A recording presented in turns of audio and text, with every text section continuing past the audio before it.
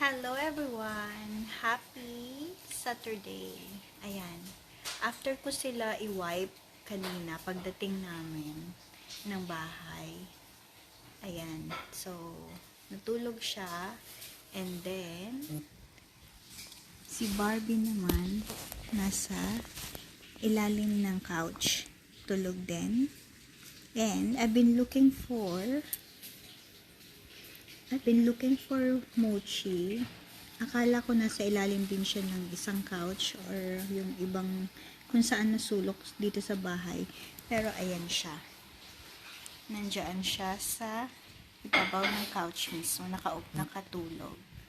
Ayan. Siya lang yung nag-hide ng sarili niya dyan sa may blanket.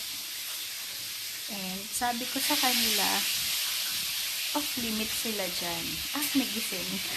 Sorry. Sabi ko, bawal sila sa ibabaw ng couch. Pero, ayan. Dahil nakatulog siya kanina lang. Kanina lang.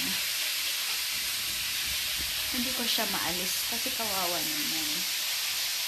So, ayan. Pero maingay ako. Nagigising siya. So,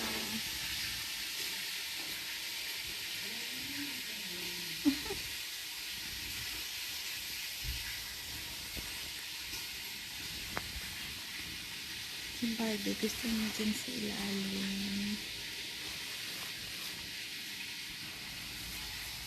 Tapos si Coco naman, ayan.